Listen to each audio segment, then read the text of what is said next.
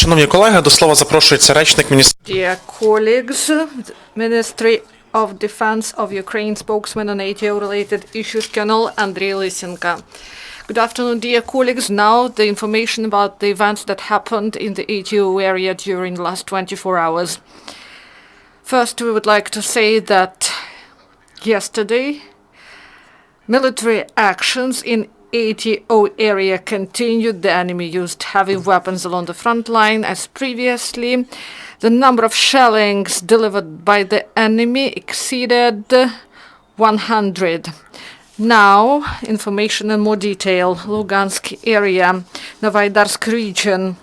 From the early morning in Krymsk, the enemy started mortar shelling, and on average, each shelling lasted about 30 or 40 minutes, and the enemy delivered shellings once in 2 or 3 hours. Late in the evening, the enemy used tank and the cannons of 152 millimeter of caliber.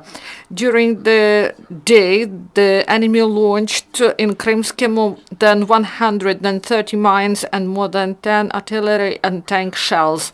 Popasnyansky region, there the situation is the same. In the course of each of shellings, the enemy used heavy weapons, and yesterday the epicenter of military actions was Novoalexandrovka village. The occupants were active there after 3 p.m. and with the short breaks delivered fire till late in the evening. In Troitsk, there was enemy shelling. They used 152 millimeter cannons. And yesterday in Popasnyansky region, the enemy launched at Ukrainian positions more than 150 mines and shells. In Stanично-Lugansk region and near Shastya, military actions were not carried out. On the whole, during the last 24 hours in the Lugansk area, there were 27 enemy shellings, including 19 with the use of heavy weapons. The Donetsk area, Svetlodarsk Bulge, the enemy repeatedly opened fire throughout the day using grenade launchers and small arms, and in the evening the enemy launched 40 mines, and the fire was delivered by the enemy from 3 different directions. And in Gorlovsky perimeter, the main military actions are in Zaitsevo. The enemy actively uses mortars, and also the situation is tense in Novogorodska and Verkhneterets. The region of Avdiivka, the scenario is the same. In the early morning, the enemy delivered shelling for 2 or 3 hours, and then throughout the day, the occupants become more aggressive. They involve also military equipment, cannons, mortars, and tanks, and also the military personnel. And in this area, military actions lasted no less than 14 hours. The number of shells that was launched with the use of heavy weapons exceeds 100. And the occupants delivered the firing from 3 directions: southern Spartak, southern eastern Yakovlevka Mineralna, and eastern Yasenuvata. And the residential quarters of Old Avdiivka were damaged. 2 houses were damaged, and also 9 enemy tank projectiles hit the building of surveillance post of the Ukrainian side of JCCC. And in the Donetsk airport in Opetna, there were 2 enemy shelling in Piski 4 and 2 with the use of mortars, and these incidents were between 2 till 7 p.m. On the whole, during the last 24 hours in the Donetsk area, there were 39 enemy shellings, 21 with the use of heavy weapons. And Mariupolsky region, Marysky region,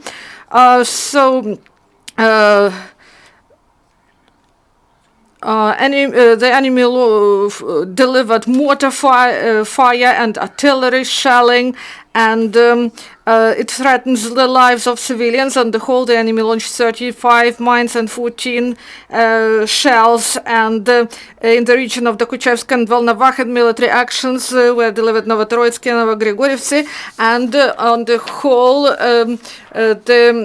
also Pavlovpil, Shirok part of front line, the enemy used heavy weapons massively, and if compared with previous days, the biggest shellings were recorded in Shirokina. These were 19 episodes, and on the whole, during last 24 hours in the Mariupol area, there were 49 enemy shelling, including 17 with the use of heavy weapons.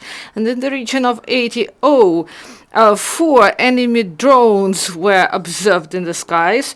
During last 24 hours, as a result of the military actions, no Ukrainian serviceman was killed, but 1 serviceman was wounded, and 1 border guard officer also was wounded.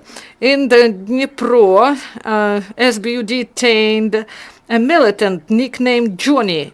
In the course of search in his apartment, law enforcers confiscated 3 grenades, 60 cartridges, document of DPR, and also a certificate that he was awarded the Medal for Defense of Slovyansk. Now the direct speech of the former militant. I'm the resident of Dnipropetrovsk.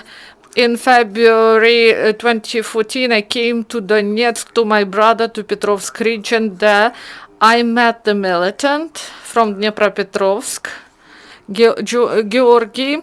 Cap was his nickname, and he was one of the commanders of illegal armed group, Lavina it was called, and he asked whether I want to join and to be a commander of checkpoint in Gorlovka, and I decided to have the name Johnny, and I was placed on the position at this checkpoint, and for my service I got $340 in Russian ruble equivalent. Then I was shell-shocked, and I decided to leave Lavina and came to my hometown. Then I continued to speak with my commanders, and they asked me to tell about the deployment and movement of ATO forces in the territory of Dnipropetrovsk and Petrovsk Oblast, and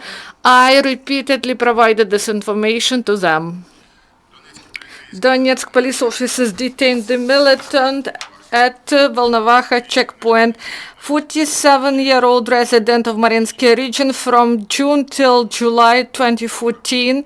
Was the member of the Oplot militant group, and he safeguarded facilities of the militants. He wanted to earn money, but they didn't give him any money, and he left, and for 2.5 years was hiding in Mariupol.